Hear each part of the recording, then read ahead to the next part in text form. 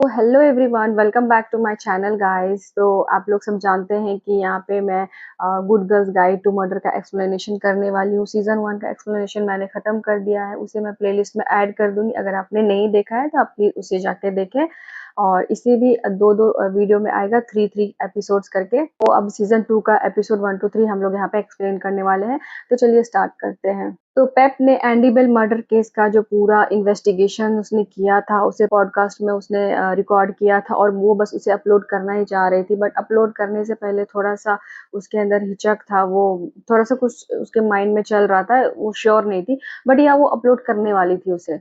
तो वो लोग सब उसके फ्रेंड्स एंड पेप मिल करके मर्डर मिस्ट्री वाली गेम खेलने का सोचते हैं और वो लोग अपने एक फ्रेंड के घर जाते हैं और वहाँ पे गेम खेलते हैं। रास्ते में उसे मैक्स मिलता है और मैक्स काफ़ी विटी सा स्माइल देता है पेप को। और ये देख के पेप थोड़ा-सा अनकंफर्टेबल हो जाती है, उसे समझ नहीं आता। लेकिन फिर बाद में उसे पता चलता है कि मैक्स के खिलाफ बेका ने जो गवाही देने का केस सोचा था, वो उसके खिलाफ गवाही देने से उसने मना कर दिया। फिर पेप जाती है बेका बेल से मिलने के लिए, क्योंकि उसे मनाना था मैक्स के खिलाफ गवाही देने के लिए। फिर भी बेका के साथ उसका थोड़ा बहुत आर्गुमेंट हो जाता है, वो बहुत इंस्टिगेट करती है उसे मैक्स के खिलाफ जब गवाही देने के लिए।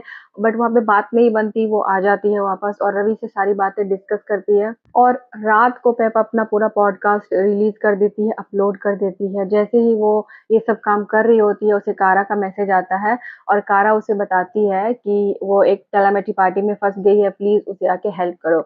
तो पेप भागी भागी वहां जाती है एंड कारा पूरी तरीके से बेहोश थी, ड्रग्स के नशे में।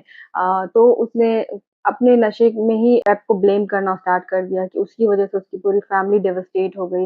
कारा ने बहुत रूड तरीके से पेप को सुनाई, खरी-खोटी सुनाई और इस बात से पेप बहुत अपसेट हो गई थी। और लिटिल किल्टन्स में रात में सैल सिंह का फ्यूनरल रखा गया था, तो सब लोग, टाउन के सारे लोग वहाँ जमा होते हैं। बट उसी टाइम पेप को एक अननोन मैसेज आता है जिसमें उसे बैकयार्ड में बुलाने के लिए किसी ने मैसेज किया था। जब वो वहाँ पहुँचती है तो वहाँ पे मैक्स आता है और मैक्स उसे धमकाता है वहाँ पे कि तुम ये बेका बेल को इंस्टिगेट मत करो रेप के खिलाफ गवाही देने के लिए। अगर वो ऐसा नहीं करती है तो उसने रवि को जॉब से निकालने की धमकी भी दे दी थी पेप को।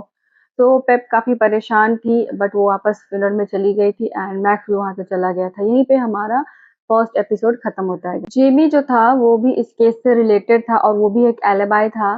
तो लेकिन कुछ दिनों से जेमी मिल नहीं रहा था। जेमी के भाई ने पेप को कांटेक्ट किया और बताया कि जेमी 2 रातों से घर नहीं आया और इस वजह से पेप बहुत परेशान हो गई थी। पेप और रवि ने जब रॉबिन से बात करी तो उसे पता चला कि मैक्स ने उसे बताया था कि वो उस वक़्त, जब जेमी गायब हुआ उस वक़्त वो गोल्फ क्लब में था। तो पेप और रवि गोल्फ क्लब जाते हैं और वहाँ पे सीसीटीवी कैमरा की फुटेजेस देखने की कोशिश करते हैं कि वहाँ पे मैक्स था कि नहीं था।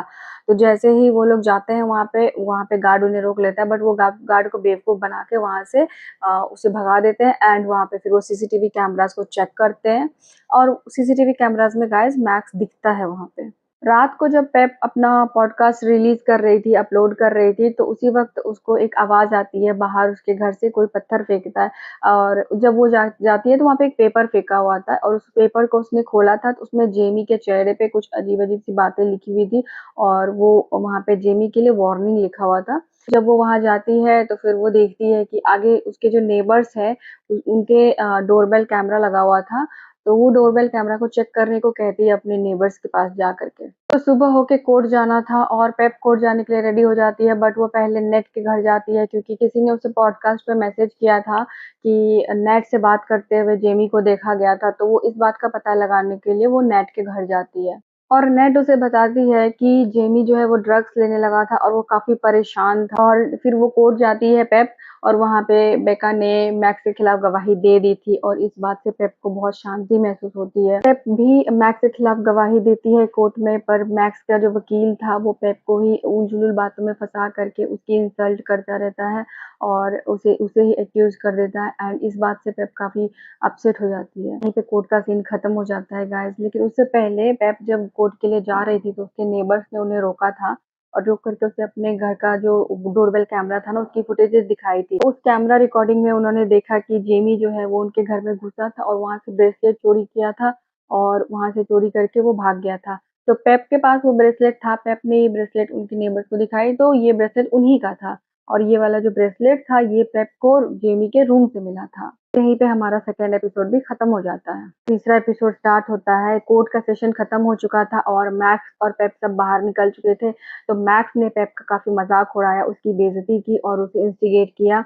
तो पेप के पास एक रिकॉर्डिंग थी मैक्स की, तो उसने उसे धमकाया उसकी मॉम को दिखाने के लिए कि अगर वो ज्यादा बदतमीजी करेगा तो पेप ये चीज उसकी मॉम को भी दिखा सकती है। तो इस बात से मैक्स थोड़ा डर जाता है और वो बैक ऑफ हो जाता है एंड देन वो चला जाता है वहां। पेप इसके बाद जेमी के घर जाती है एंड जेमी के घर पे वो सर्च करती है जेमी के चीजों को और उसके रूम्स में जाती है।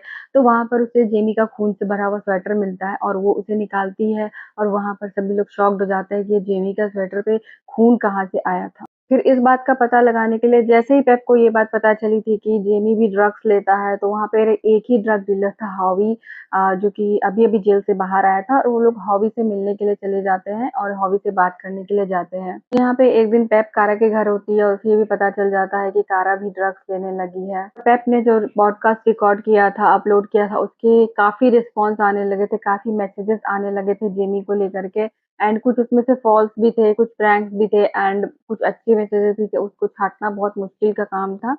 और यहाँ पर कोर्ट में नेट ने भी मैक्स के खिलाफ गवाही दे दी थी। पेप जो है स्कूल में ऑडिटोरियम यूज़ कर रही थी, वहाँ पे कुछ अपने इन्वेस्टिगेशन की चीज़ें कर रही थी स्क्रीन पे देख कर के प्रोजेक्टर पे, तो उसे प्रोफेसर ने पकड़ लिया था और उसको वहाँ पे पनिशमेंट दिया था, उसे स्कूल के बाद भी वहाँ पे रुकने को बोला था उसके और उसके फ्रेंड्स को। एंड गाइस जब वो पनिशमेंट क्लास कर रही थी अपने दोस्तों के साथ, तो उसे बाहर खिड़की से जाते हुए रूबी मिलती है, वही रूबी जिससे जेमी चैट पे बातें किया करता था डेटिंग ऐप्स पे। तो जब वो रूबी से कन्फ्रंट करती है, रूबी से बात करती है, तो पेप को रूबी बताती है कि वो तो कभी डेटिंग ऐप्स पे थी भी नहीं और उसने कभी जेमी से बात भी नहीं किया। यहाँ पर पेप को पता चलता है कि वो कैटफिश थी जिससे कि जेमी बात कर रहा था। तो गाइस अगर आपको नहीं पता है कि कैटफिश क्या होती है, तो कैटफिश वो पर्सन होता है जो कि डेटिंग ऐप्स पे फेक अकाउंट्स और फेक आईडी चला रहा होता है और किसी और पर्सन का फोटो वगैरह यूज करके। जब डेटिंग ऐप्स पे पेप चेक कर रही थी जेमी के अकाउंट्स को और जेमी किस किस से बातें करता है, तो वहाँ पे रूबी के अलावा एक और अकाउंट मिला था लाइला, जिससे कि सब लोग बातें करते थे और लाइला से उसके इंग्लिश लिटरेचर के टीचर भी बात किया करते थे। और ये बात जब पेप को पता चली तो उसने इसके ऊपर और इन्वेस्टिगेशन करी। शाम को जब सब लोग बैठे हुए थे तो वहाँ पे रवि ने पेप को बताया कि उसे काम से निकाल दिया गया है और रवि क्लूलेस था कि उसे क्यों काम से निकाल दिया गया है। बट पेप को पता था कि ये काम मैक्स ने ही कराया है और इस बात के लिए वो सॉरी फील करती है। वो ये बात रवि को बता देती है बट रवि उससे गुस्सा बिल्कुल भी नहीं होता, वो उल्टा पेप को प्रेज़ करता है इस बात के लिए। और गाइज़ यहीं पे हमारा तीसरा एपिसोड भी खत्म हो जाता है और इस वीडियो को हम यहीं करते हैं एंड। नेक्स्ट वीडियो में हम लोग 4, 5, 6 एपिसोड का एक्सप्लेनेशन करेंगे। तो मिलते हैं नेक्स्ट वीडियो में, तब तक के लिए बाय बाय, टेक केयर।